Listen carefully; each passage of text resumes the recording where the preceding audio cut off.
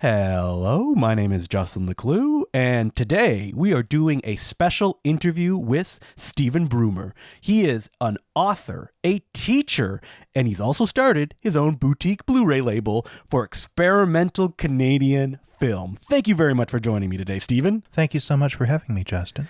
Now, how did you get into experimental cinema? Well, it's a weird, long story for me. I grew up in a house where we saw, a lot of 1940s psychodramas like Maya Deren and, Kenneth Anger and Shirley Clark movies. So I already had some exposure to all this stuff before I got to high school and then university, and it always seemed to be the kind of filmmaking that I wanted to do. So that's something that's just kind of been with me for a long time. As a teenager, if your parents are showing you this stuff and you're loving it, did you try to show your friends, people that you know? Oh, yeah, sure. And did they give you blank stares? Did you find your people? What can I tell you? I mean, when you're that age, if you have a friend who's showing you like Un Chien Andalou and you don't get it, that's kind of on you. So we have to give them context? You're like, yeah, all right, let me give you a 30-minute introduction. Well, I couldn't do that at the time, but I knew people who were into the same kinds of things I was into, be they psychodramas or Ed Wood movies. And when did you decide, this is going to be a career? Because you've written books about not difficult subjects, but ones that aren't tackled that much. Specifically, I remember coming across your book, and this is before I knew who you were, about the McMaster Film Board, which is part of a book that you wrote, Hamilton Babylon. It was in the 60s and was most famous for basically having involvement of a bunch of experimental filmmakers and one, Ivan Reitman. Yeah, Ivan was there, so was Eugene Levy, and it was at a campus where other people who would later become Canadian and North American comedy celebrities were, Dave Thomas, Martin Short. But the people who I'm most interested in from that story are people you might not have heard of: John Hofstas, Peter Rowe, David Martin, who started it really to try to echo the things that they were encountering coming out of New York that were, reaching them through, I guess, the word of mouth youth culture and things like Film Culture magazine. And what is the process of writing a book like this? You decide, all right, I'm going to be the McMaster Film Board guy. Oh, God, I hope I'm not the McMaster Film Board guy. I guess I am. I can't escape it. So, yeah, I did my undergrad degree in film production at York. And like so many aimless people, which I was then and still am, I went straight from that into doing an MA kind of based in film history. And this particular subject came to me in a weird way. I'd always heard the stories about it because, if you're growing up in Canada and you see SCTV in syndication, so you might encounter something like, Ivan Reitman's Cannibal Girls, and you might hear something about how there had been this criminal trial and so on. I knew little bits of that, and what I knew was the casual account that people give. But then in the summer before I started my master's degree, I was watching television. I was watching a documentary about the Sue Rodriguez case in Victoria that John Hofstas featured in prominently, because at that time in his life he was a right to die advocate, and he was essentially Sue Rodriguez's speechwriter. And it's a very sad documentary because by the end of it he's been exiled from her campaign and sort of replaced with Sven Robinson. It's a really kind of humiliating moment for him. But anyway, I'm telling you all this because I happened to be watching it, and my father was in the room, and he said, "Oh yeah, that's John Hofstas. Yeah, in the '60s he was an experimental filmaker." The fact is were your parents involved in the scene, and that's why they showed you all this stuff when you were a kid? My father was and remains a free jazz musician. Okay. So that's my kind of cultural connection there, I guess. It was his band that played along with Joyce Whelan's film Bill's Hat at the Cineathon in Toronto in 1967. It was the Sue Broomer Kinetic Ensemble. He recognized this, and I started looking into it. I thought, this guy's he's a right to die advocate. He used to be an experimental filmmaker. What did he make? And that led me to Palace of Pleasure, which led me to the realization that, this is all of these weird myths that I've been hearing my whole life about Ivan Reitman. And then I got to know the real story mostly from reading McMaster student newspapers from the 1960s, which were it was like reading the inside of these people's brains. So it was All the President's Men. You're just sitting in the university library, going through microfilm. Why, thank you. It was like All the President's Men. It was a pretty exciting project. But to me, it really was just a project. It was this was my master's thesis. I'm learning research skills. At the time, I'd made a couple of documentary films. I just saw it as an extension of my documentary practice. Through the course of that, I started to preserve films because there were all of these student films. Some of them were held in the National Archives, but many of them were in people's, attics. Mm-hmm. And no one was collecting them. No one even seemed to recognize the common thread that they were all made on this university campus between 1966 and 1972 or so. By the end of that project, I had this book manuscript, which took another 5 or 6 years for me to get out, but I also had like 26 or 27 restored films. Because you had to see them if you were going to write about... Yeah, so the Palace of Pleasure was like the flagship item there. To my mind, and I still believe this, that it's the strongest of all those 27 films. And what's fascinating about Palace of Pleasure is that when you say, that's the flagship, that makes it sound like, well, everybody knows that one. Nobody knows nobody knows Palace of Pleasure. No, I know. It is a deeply obscure film. Since I first restored it in 2008, it's shown, a couple of dozen times, mostly on university campuses, almost exclusively in North America, a couple of times in South America, but it really hasn't been seen very much because I'm distributing it myself. Yeah. I mean, no one has seen it because no one has put it out there until you have. But before we get to that, we're in academia now. I mean, this is where you live as well. You teach classes currently at University of Toronto. The class I've been doing the last 2 years is called Cinepraxis. Great name. Thank you. It's a course in video essaying, which is also something that I started doing during the pandemic. My assertion of my teaching ability, as it were, with this series I do called Art and Trash. And so you write a book like Hamilton Babylon, and you're like, all right, now it goes into the world. The millions start rolling in, right? Oh, yeah. I was expecting so much. No, academic publishing is, gotta love it. To do it. I mean, someone's raking in some dough because I believe this one, I think it retails for like $80. Oh, yeah, it does. And don't ask me what I make on each sale because I haven't received a royalty check in a couple of years. Not even probably a dime. Yeah, it's very much to the benefit of the press. And, I think that's great if only they had put it out in paperback.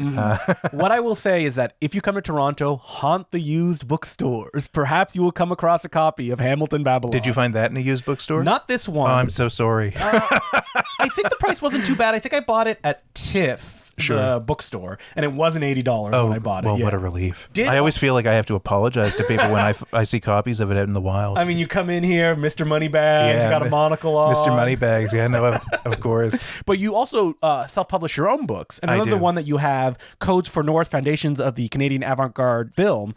Did this follow directly from Hamilton Babylon? In some ways it does. In other ways it doesn't. Hamilton Babylon deals with, not just weird experimental films and student films. It also deals with, the concurrent birth of two things, which is the Canadian independent CFDC feature film, which is kind of telefilm now. Well, yeah, exactly. It's where people like Ivan and Cronenberg and so on are heading in that book. And on the other hand, the student film movement, the possibility of an avant-garde film in Canada starting from somewhere other than New York, which is where Mike Snow and Joyce Wieland were doing it. In some ways, this is one of the branches of that. CFMDC published it for their 50th anniversary. It's a kind of three-way portrait of Mike Snow, Joyce Wieland, and Jack Chambers.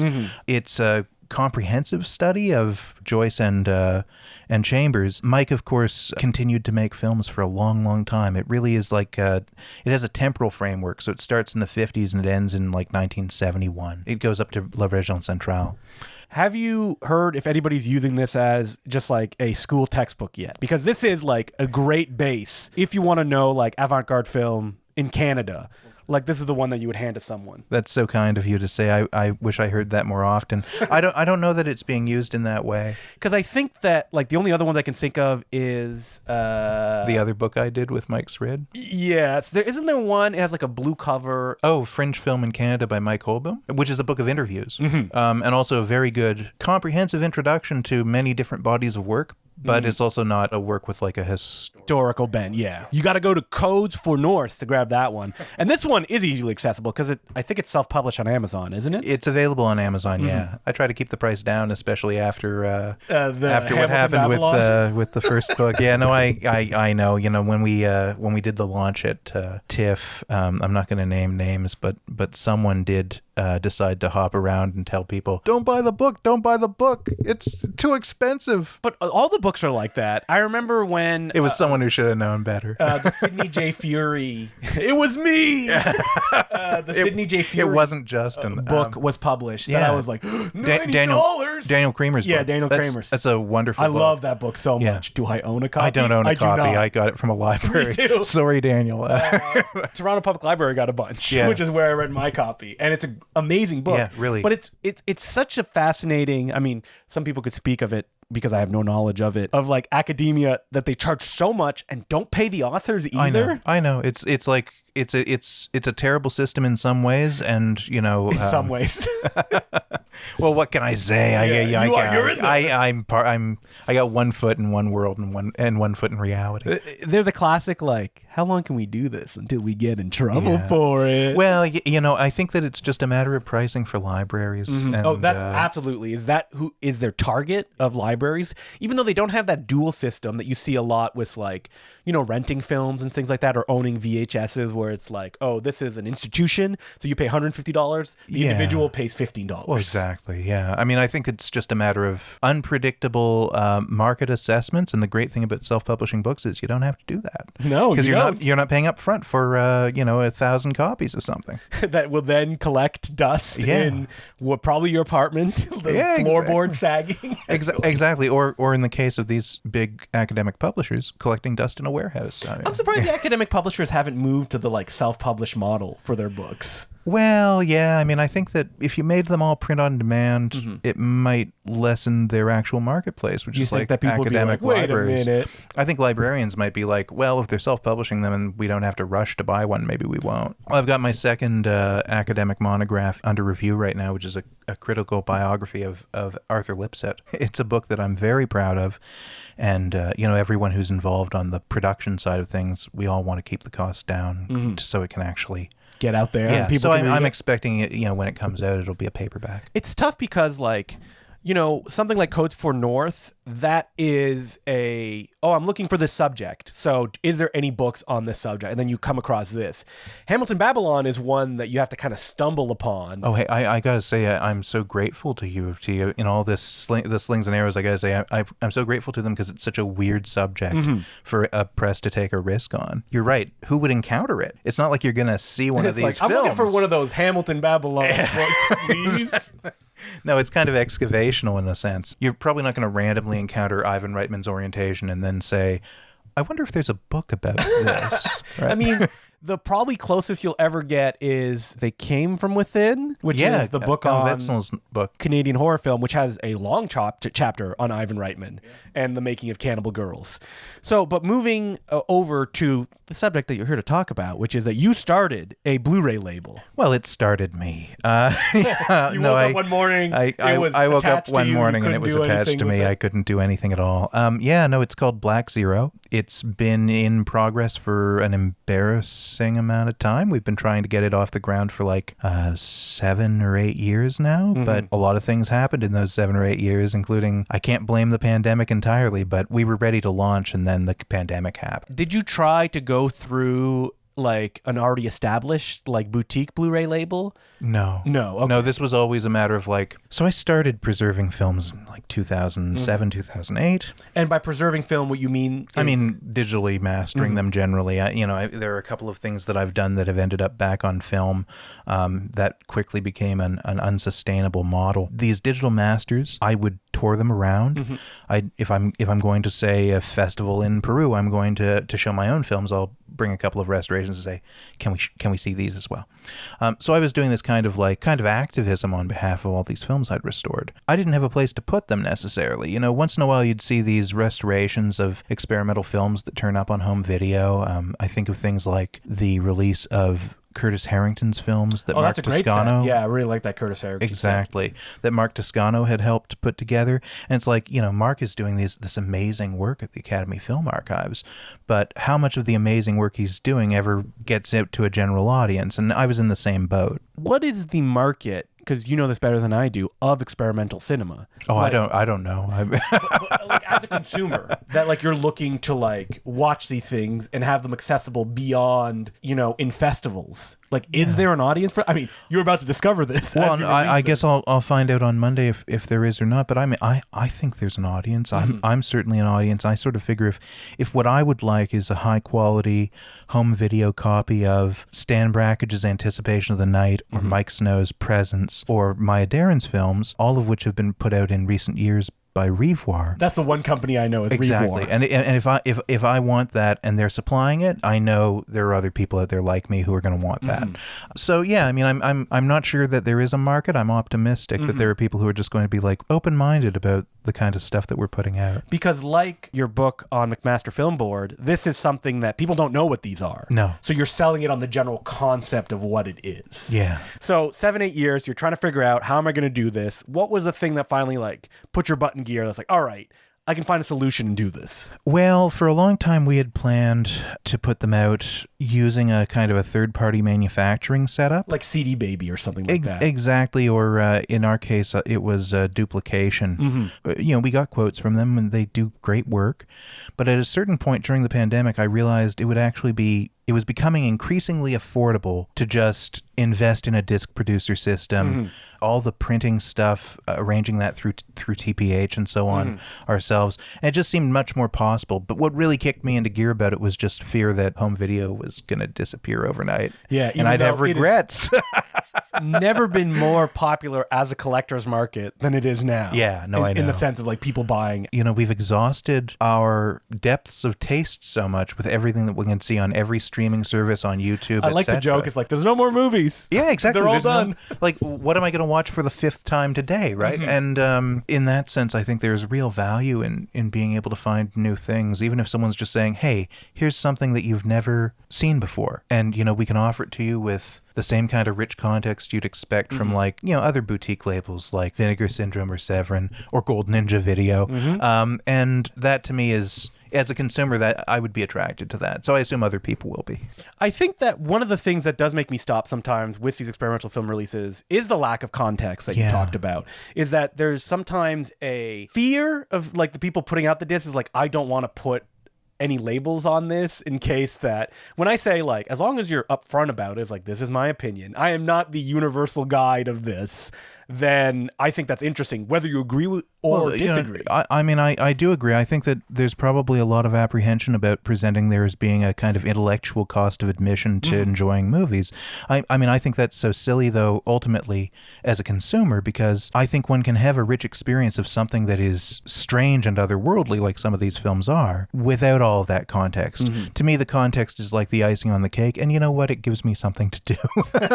I need that context when I see these because it goes, that gives me that extra push of like, okay, what did I see? Yeah, and not just what did I see, but like where it came from, interpretations of other people, especially on stuff like this, that this exists in a vacuum of no one knows what these are, basically, other than, people that are very obsessed. I'm pointing at you right now. I'm accepting the point. I agree. And I will say that even of the niche audience for them, there are misunderstandings about these films. And my goal here with these three, and one of the reasons why these three took me so long, they're like the three films that are like the architecture of my soul for the last decade.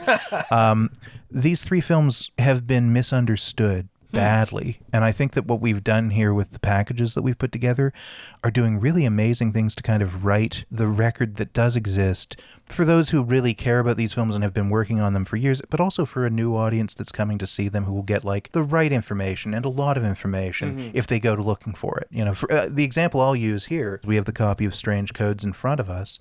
If you look at this collage here, so in the film, Arthur Lipsett is wearing all these different outfits. It's like a kind of a weird comedy where he's switching between different disguises. If I could quote the producer of this Blu-ray, the funniest film. The funniest film I've ever seen. But when this film has been studied by the learned people from scholarship who study these films, this one figure that I'm pointing to you, Justin, this figure with the fez hat, that this disguise that Lipsett wears, has often been described as a kind of Shriner detective because he has the fez hat and he has a big magnifying glass. And if one goes through his notes really carefully, as I have, you find it's like a mock archaeologist modeled on Heinrich Schliemann, the guy who found Troy by digging through layers of the city and destroying it. So there's like an absurd comedy to this that's like lost on people. No, I know it's buried. It's like buried subtext, but I mean that like the research is here. You get this Blu-ray. Yeah, exactly. So this Blu-ray, great design, beautiful booklet, looks amazing. Stephen, I was impressed because he went for the clear cases. Yeah, they're pretty sweet, huh? I mean, I'm proud of how they look. And I'll say about this one in particular, a lot of the design work on these discs was done by my friend Cam Monio, who started the company with me. He did that collage on the cover, and it's actually paper collage. Really? It's not a digital collage. That's cool. Yeah, it's a rather large collage too, if I remember correctly. And I like the special features. Newly restored 5K digital master. Well, we scanned it to 5K. You don't often see 5K. What you're seeing is 1080p, but it was originally 5K. Liner notes, love it.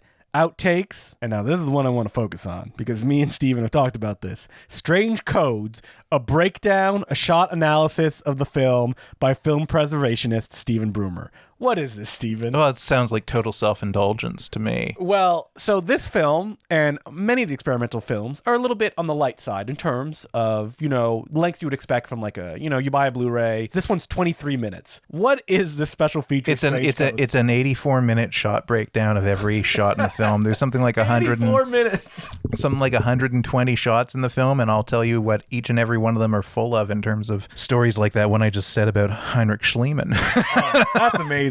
And like, how long did that? Like, that's a documentary in and of itself, hidden in the back of this little Blu-ray. I'm writing the book, so I could draw from that. So over the course of like 7 years, I pulled out material over the course of a week, recorded it, cut it together. Like, this is the kind of stuff that when I hear about that, I'm like, well, I got to get this. Well, if someone is that obsessed with it. I wish that was the kind of thing that we could find when we go out and get Blu-ray discs of Kenneth Anger films, Maya Deren films, and so on. And so, working our way back, because this is the third disc. Yes, it is. On the spine. What's the second one? So the second one is Keith Locke's Everything Everywhere Again Alive. Classic Asylum style, like, let's piggyback on Everything Everywhere all at once. Oh, yeah. No, that was in our mind, of course, that we would exploit that. Yeah. The cover looks very familiar. Yeah. We got the same font. No, we have this beautiful typewritten font that Keith made in the mid-'70s when he made the film. Yeah, the disc of Everything Everywhere Again Alive. So this is a film that Keith Locke made at a commune in the early 1970s called Buck Lake, which was a kind of like a back-to-the-land commune that was started by a couple of Boilermakers and their friends who were artists in Toronto came up and started to live there on site. It's like a record over the course of 1 year where we go from the middle of winter to the middle of winter, and we see the leaves change. We see people putting together a kind of society in the middle of the wilderness, and it really is a kind of a very beautiful affirmation of like what people can do outside of all of the messed up experience of living in cities at the time. It's the on Walden Pond of our releases this time out. It's kind of like, in some ways it's like a documentary. It was always kind of condemned in its day by people who didn't get it as being too much the aesthetic of a home movie, but Keith does all these amazing things in it with like animated symbols on the image, twisting the image around. He really is like working this image over to create something that's very intimate, very personal. Again, not to rely on saying this too much, but it's like seeing inside his head. Oh, those are my favorite. What a Blu-ray allows, the consumer to do is really get into the people who made these films. Is that like, you're talking about just the film itself is that, but then you get the added context of the other stuff and you really get all of that. And that's weirdly attractive for me. Is like, I want to know that artist, like just the art and then the artist. Oh, I'm so glad to hear that. One of the things that we put on the disc is Cameron, who I mentioned before, and we went to Buck Lake with Keith for a screening of the film. It was the first time they'd ever shown the film at the location where, of course, they didn't have the facilities, the ability to at the time, I guess, but they finally showed it there, and we got to spend some time with Keith and Tom Bruyette, who's the founder of the commune, and it was very comfortable for us because they were such generous, accommodating people. But it was kind of weird because we felt like we were the Maisels brothers filming someone's family reunion. But the film that resulted, the documentary that resulted, is about half an hour. It's called Return to Buck Lake, and I think that if you watch this with an open mind and open heart, you'll feel like these people are family. That's what I came away from it with. Thinking I was there. I mean, the viewer can be there too if they just watch Return to Buck Lake. And that's the thing. Like, a film like that is so particular to a place, right? And it's like incredibly particular to this particular landscape. And we'll see, this same tree, the same lake, the same shoreline. And for a very long time, this was something that only people in Southern Ontario ever really saw. The film didn't circulate at all in any significant way. The people I know who know this film, Mark Hansen from Bay Street knew it because he had seen it the same way I had, being shown it in a classroom by someone who knew Keith. So the film really didn't circulate, and now people on the other side of the world potentially can buy this film and find something in that mission, that gesture that these young people had of going out into the wilderness and trying to create some kind of alternative way of moving forward. What was your decision process of selecting these like first few Blu-rays of which ones we're going to put on disc first? I'm inclined to say that they're just my favorite Canadian experimental films. I have many others. Everyone from now on, like the lesser film. No, I have many other favorites. Oh, but you've talked about a box set coming out. I'm rubbing my hands together. I am hoping that will come through. Mm-hmm. It's actually going to be 3 box sets, which is like the Doris Wishman one that ACFA did. Will they have magnets so you can stick them together? It'll be like the Doris Wishman ones, but it'll be let's just say. It'll be a lot like the Doris Wishman ones, actually. But no, we have a lot of projects we'd love to do, but with these ones, there's something they have in common in terms of the headspace they take you into, I think. We haven't gotten all the way back to it yet, but Palace of Pleasure, which I talked about earlier, is like a hypnotic experience. Mm-hmm. Strange Codes and Everything Everywhere Again Live, they don't come right out and tell you they're hypnotic experiences, but, Strange Codes never had a reception. It never circulated at all. Mm-hmm. Like, it was just considered something weird that a guy who used to have the NFB as his distributor had made, and then, it's screened once on the CBC and never again. And I don't know if it ever screened again in his lifetime. And with Keith's film, it was like a kind of midnight movie for the Funnel crowd in Toronto in the 70s and 80s. You gotta explain what Funnel is. Yeah, the Funnel was an experimental film theater, and they'd show movies. I think sometimes they were doing it 7 nights a week, and Keith's film would show there regularly as a kind of midnight movie. And that may sound weird to us today to think like it's a kind of a documentary. It's a kind of a documentary about a commune, showing it at in the middle of the night. And it's like, no, if you watch it that way, it takes you into such a weird space. Mm-hmm. And it can be like very hypnotic, sort of like chopping wood. And I think that both Strange Codes and Everything Everywhere Again have that in common with Palace of Pleasure. Is Funnel not still around anymore? No, okay. It's been gone for a long time. Mike Holboom wrote a wonderful book about it, I think. That's what I have. He compiled this book that's like you know this. It's like interviews. It's like an oral history, and I think that's such an interesting approach. I always look at that book because it has a very like weird the physical matter it's made of is like hard cardboard on like the edges. So, that's a great book too. Another one that I wonder if it's still accessible. I think that one I did pick up in a used bookstore, BMV. Yeah, I mean, it was published by the CFI. I think that it was kind of one of these things where I don't know who was printing it.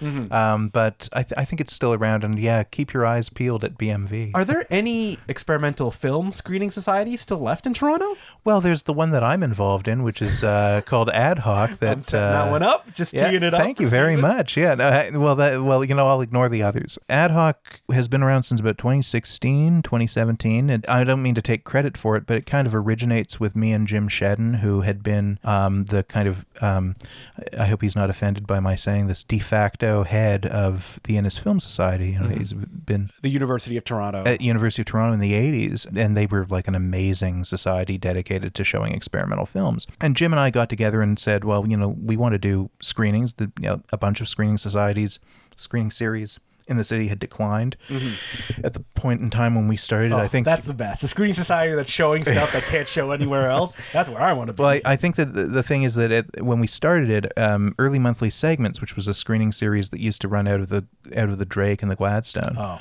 that's exactly the one that I was thinking of. Yeah, it had stopped. Never went to, and we're like, it's too scary. These experimental films. It had stopped at that point, I think. So we started doing this as a kind of like, we didn't have a main base of operation for a long time. We were doing this at various venues. Jim's philosophy around this, which I really take to, is that it's kind of like getting together and playing records. So it's a very casual attitude towards what we program, but we program things that we love, and often things that you can't easily see, or you certainly can't see with an audience very easily. And at some point we ended up settling mostly into the Pix Film Gallery, which is at Dufferin and DuPont, which is like it started started by local filmmaker Matty Pillar, and it's very much a space for this kind of work. Now it's, I think, the office of the Canadian Filmmakers Distribution Center. Now, as of our revival of it, we went quiet during the pandemic, and we started back up again in the fall at U of T at Innis College. We've been doing shows all through the fall. For the current season, we're doing a show this Friday on... yeah, it'll drop before then. It'll drop before then. Then I can try to push people in the door of films by Warren Sonbert and James Herbert. Warren Sonbert was a kind of amazing experimental filmmaker, most active in the 70s and 80s, who made these kind of very beautiful diaristic films. James Herbert was the teacher of... the author of Dune? Well, no, he was the guy who taught REM in art school. Huh. And so he's best known for making REM music videos. I can't remember which ones he made, I think Low, but his own experimental films are kind of amazing and very rare to see. So that's the kind of stuff that we're showing. We're showing stuff mostly 16 millimeter when we can. My eyes lit up. I was like, oh boy. No, about a month and a half ago, we showed a bunch of films by Jim Davis, who's a pretty obscure American filmmaker who used to do author of Garfield? That's the joke that I always tell. I have these strips of Garfield without Garfield. Oh, I love it. With just radiant light shining in, and anyway, they're like weird light abstraction films. They're incredibly beautiful. And these screenings accessible to anyone? Oh yeah, they're free, and they take place. We were trying to make it every other Friday. Our schedule's now a little bit off from that, but we're trying to do a couple a month, and they'll either be in the Innis 222 on the second floor of Innis College, or they'll be in Town Hall. So you can just look up ad hoc. If, like me, you are an elder person who is not a student, never even attended University of Toronto, so I'm a fraud as I walk through those halls. Oh, I never attended U of T either, so I'm also and you're a fraud. teacher too. Yeah, and I teach there, Let's get to the last release, which is technically the first one. Well, Palace of Pleasure, like I said earlier, it's kind of the first film that I ever got involved in restoring. At the time, it was really in pieces. And at the time also, the filmmaker was alive. And how difficult was it to restore in terms of it is a dual projector film? The synchronization point was always casual. Okay. Yes, that's what I mean. One of the things that happens here is, I used to feel kind of strongly about this, and I feel less strongly about it now. I have about 6 different versions of it where the screens start just slightly apart in different arrangements. And so whenever I would show the film publicly, John Hofstas, who made it, his advice to me was, just pick one. He doesn't care, yeah. And his sense was that they go together, and it doesn't matter that they're perfectly in sync. And then at a certain point, I decided, of these 6 versions, which all just trailed a little bit, and sometimes one image seems to lead the other, etc., because it's basically 2 images next to each other. At a certain point, one of them struck me as being like, this is the one that works for me. And so instead of putting out a very complex Blu-ray disc where you have 6 different versions of it, I thought about maybe doing 2 versions of it. But I went with the one that has kind of been going forward, the one that I've shown. This synchronization was done with John's advice. It was also done with the advice of Rob Fothergill, who had been a producer of the film, and Rob just very recently passed away, about a month ago. He had been the founder of the CFMDC, of the Canadian Filmmakers Distribution. They're an amazing guy, an amazing filmmaker. And Peter Rowe, who had co-directed the second part of the film, which is called Black Zero, which is also the name of the company that I'm great name talking about. Yeah, thank you. Hofstad's philosophy of filmmaking was largely built around the idea of synesthetic experience, being able to look at an image and feel yourself kind of given over to it, and feeling physical sensations and having your perception played with in ways that transcended just like what the eyes tell you. He was someone who was deeply devoted to post-Freudian philosophy, and so he had read a lot of like Wilhelm Reich and Herbert Marcuse, and he had this idea that experimental film could cure us of our neuroses. It's a really strange belief system. It invited a lot of mockery, of course, at the time, but it's also a very beautiful belief system. An earnest one, but one that I think became very complicated for me, knowing John as I did, because we were very close friends, and knowing his life story. No one else needed the kind of healing that he was trying to prescribe to other people as much as he did. He was a very tormented guy. And I think that some of that comes through in the film, but for the most part, what I think the film shows is just what a tremendously creative person he was. This is a guy who's working at a fairly conservative wealthy university campus that does not want him. He was a non-student who just kept hanging around after he got kicked out of the university. He kept just showing up for classes. He came from the poorest of the poor in Hamilton. His mother was a cleaning lady. His father was absent. He was someone who had struggled his whole life.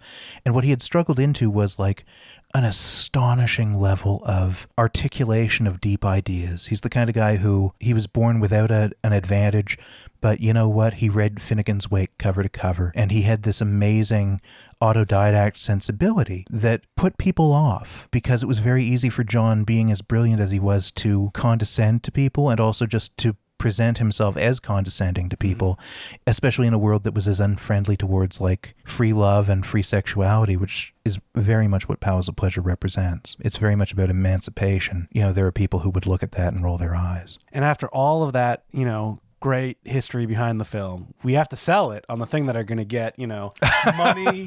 And you know where I'm going with this. Oh, I know where Justin is going with this, because as soon as I handed him a copy, he said, well, why doesn't it say that David Cronenberg is in a threesome right on the cover?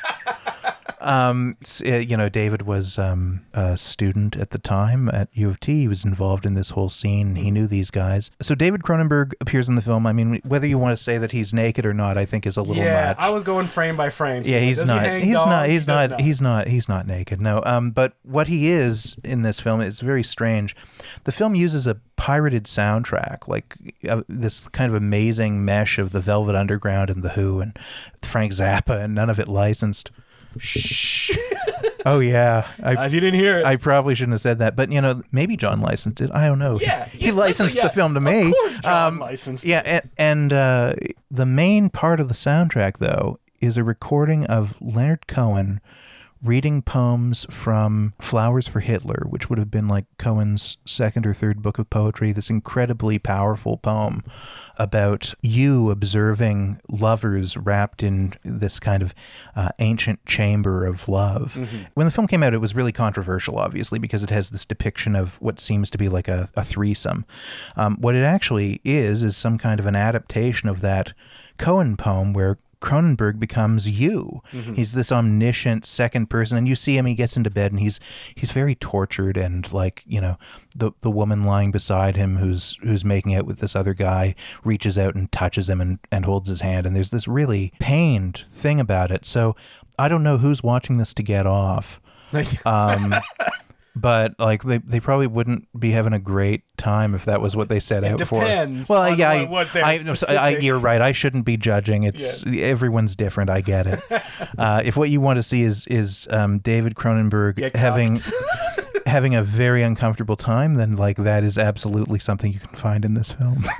And this disc, like John, he didn't really make that many films. No, he made 2 films that were finished and about 5 films that were started that if they had been made would have been like, he'd be the only person we're talking about. And you discuss a lot of those unmade films as well. And the second one that was finished, unfortunately, is not available in the form that John completed it. It is not.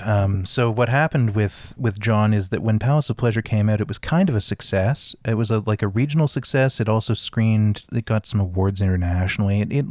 He became known to people. You know, like he got friendly with the Warhol crowd, and he already knew people like Jonas Mekas, and they were very supportive of what he was doing. And he moved to Chicago as a result. He ended up getting involved with the Aardvark Group, which was like partly experimental film distribution, partly porn theater business. I don't remember exactly what happened, but there was like a business. It was connected to there was a murder that happened around. Probably had mob ties. Yeah, there were mob ties and stuff like this. It was a pretty uncomfortable situation for him, I'm sure. But he used to run their Cinematheque, which was in the same complex that David Steinberg and Second City were in. So you know, another weird connection between him and them.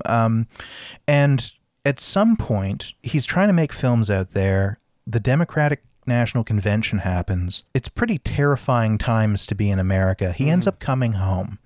And by that point, the McMaster Film Board, the organization he had founded on campus so students could make films, had been taken over by 2 guys, Ivan Reitman and Dan Goldberg, who some people may know today as the producing team behind the Hangover movies. I guess that's probably their biggest success. But, you know, Ivan, of course, and both of them of Ghostbusters fame and all Legal that. Eagles, My Super Ex-Girlfriend. could forget all Evolution, the classic. Oh, yeah, no, we can never forget Evolution. I mean, we stand up and we honor it once a week as Canadians. Yeah, no, it's in fact the national anthem was changed, I think, to Theme from Evolution.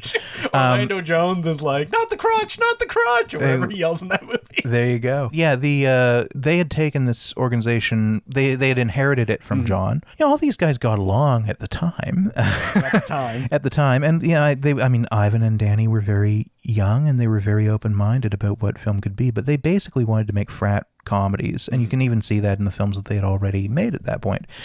But Ivan knew John, and they knew that John could generate controversy. So there was a decision made that, like, John wanted to make this, again, dual-screen, erotic film that would be an adaptation of a Victorian memoir that was notorious and notoriously banned called My Secret Life. And his proposal was to make this as a film in the kind of Warhol mode and call it The Columbus of Sex. They went out and they made it. They kind of mobilized as a crew. They made it together in a sense, but it was very much John's film. And then they showed it on campus. I know people who were there. Really? Oh yeah, Bruce and Kathy Elder were there, who are like, Kathy is probably, I would hope, the most celebrated experimental film librarian in the country. And Bruce, of course, is the extremely esteemed filmmaker and theorist and writer who's written a pile of books about Canadian cinema and also about like art and modern movements. Wonderful people, and they would have been kids, like they would have been like undergrads, and they were there, and they saw it. And Bruce continues to insist to this day that it was a masterpiece. And you know who else saw it? The police. And the police saw it. Well, you know, the police only saw it because someone called them. That's true. They weren't there on their own. Yeah, no, they were some really uptight. Who calls the police?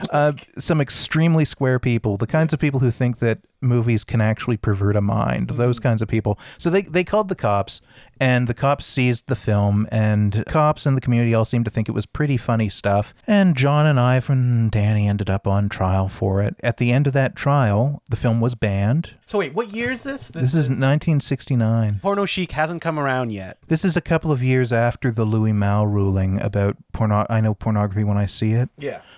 Which of course people misremember. It was in Louis Malle. It was in favor of Louis Malle. It was to say this isn't pornography because I know what pornography is when I see it. But of course it's been used by conservatives ever since to say that, you know, anything is pornography if I say it is. So the film was banned, but in the meantime, John had written an article about it under a pen name in Variety. I know, he was an amazing self-promoter, and the article had gotten the attention of the producer Jack Harris. Who, if people don't know, he usually goes under Blob. Jack H. Harris, The Blob. He most famously also bought Dark Star, John Carpenter's first film. And he said it's not long enough, and John Carpenter then turned around and had like 15 minutes on black screen of them snoring to get it up to feature length. And Jack Harris is like, this is not what I meant. God, yeah, I hadn't heard that story.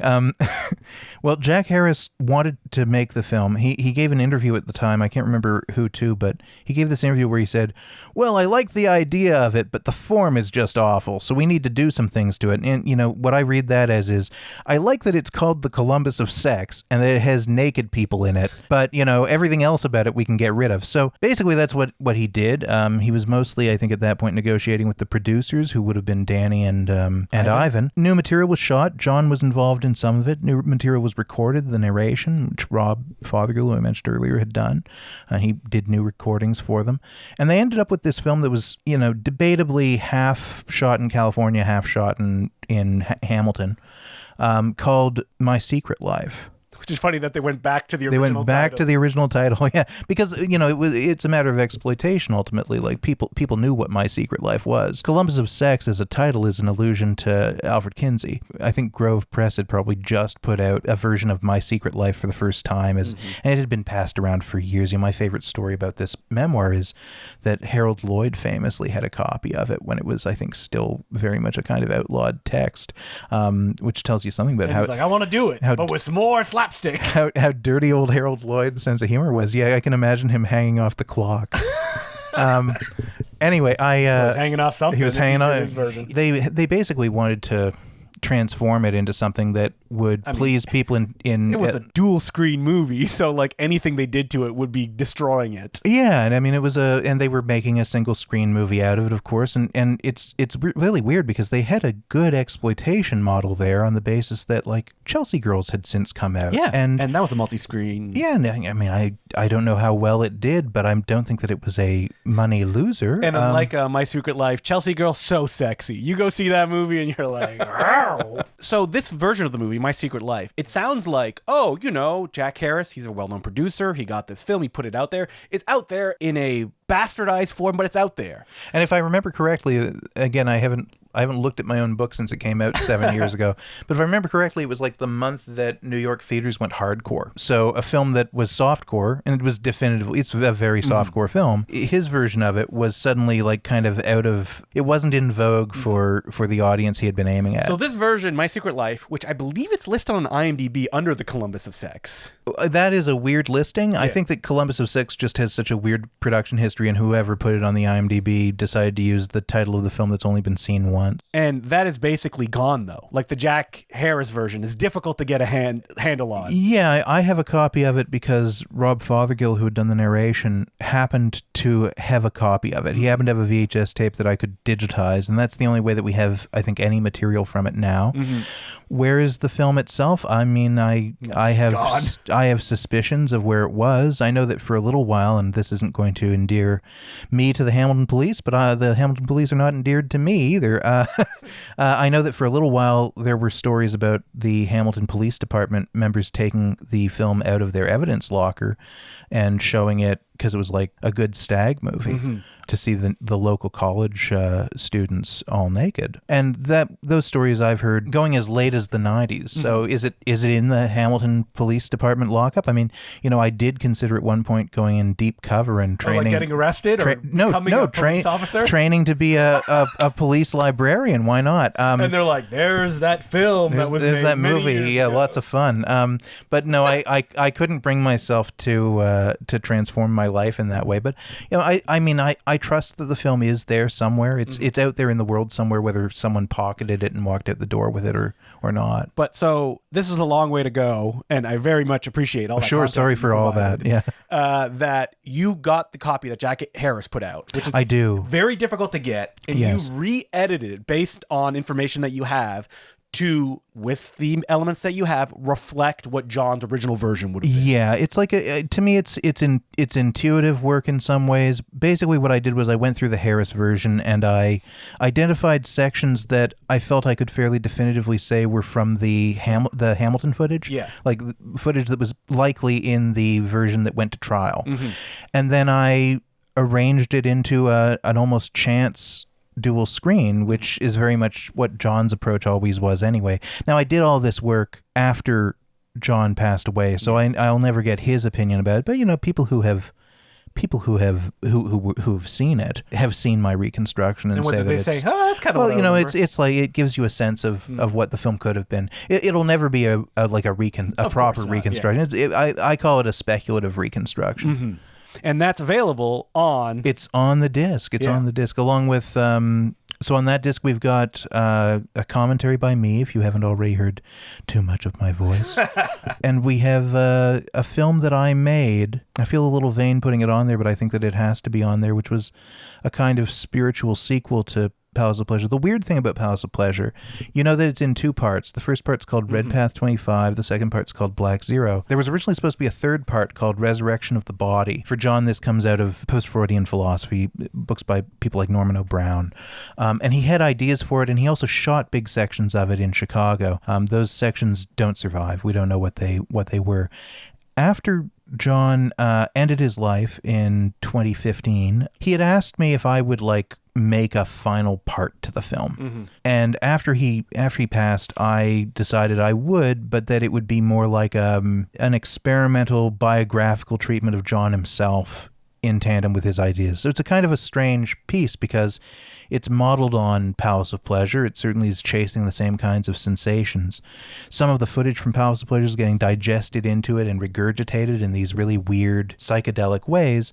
But then it's also dealing with footage of John from later in his life, news footage and things like that, and pieces of I know this is mordantly funny, but it's also very dark, pieces of a how-to instructional video that he made about how to commit painless suicide, in which he has people who are, most of them, I imagine, were suffering from terminal illnesses or had loved ones who were suffering from terminal illnesses, modeling these systems that he built. Wow. It's a very strange document. It's something he was really proud of, but it was like between 1975, when he decided he was never going to make films again, and 1996, when he made this like bizarre, I'll admit, bizarre self-help video, but also like perhaps an awfully necessary self-help video. Between then, he had kind of given up making films, and then he made this thing, and he was so proud of it.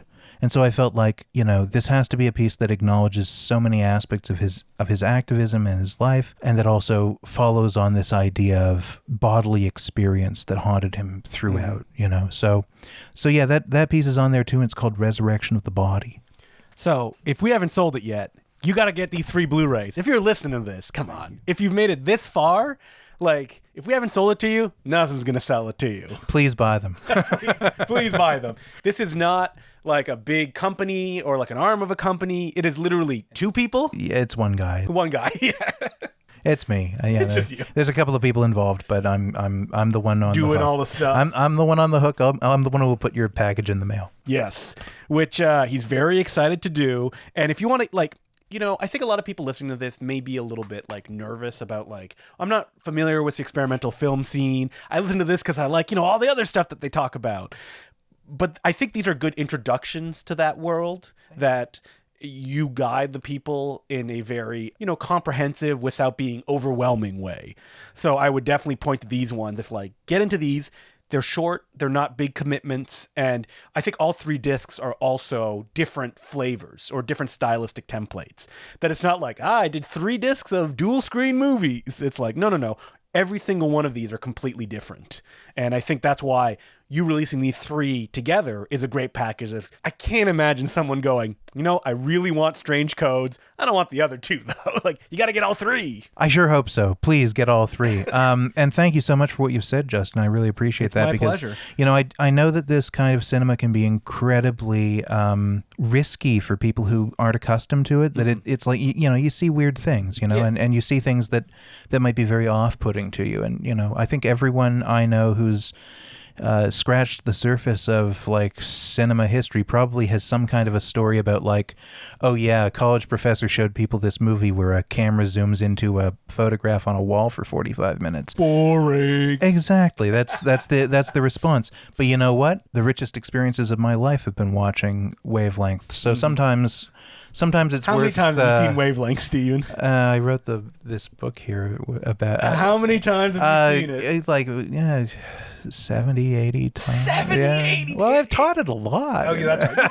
You teach it. So you sit in the class when you have to show these movies? Of course I do. Okay, so you're like, I'm doing it. Because I feel like I love it. I actually don't think that it's like an endurance test. I think it's wonderful. When I was at York and I do the film class and he's showing Bicycle Thieves, that teacher's not sitting there watching Bicycle Thieves again. There is no way. Well, I don't sit there and watch Bicycle Thieves when I show it either. How much can you watch the same narrative films over and over again? I mean, unless... But Wavelengths, it's different every time. I see something new every time. There you go. Yeah. Well, thank you very much for doing this, Stephen. Thank you so much. And Jesse. what's the website that people can So the website is blackzero.ca. Currently, it's just an information page, but as of Monday, January 30th, it's going to be a sales portal. We're shipping all over North America and internationally, and there's no region codes on these discs, right? No, there's it says A. It says A, but it's all region. Mm-hmm. Yeah. All right. Well, perfect. Consider that a marker of where it comes from. I hope people will check these out. And again, thanks very much for talking with me. Thanks so much, Justin.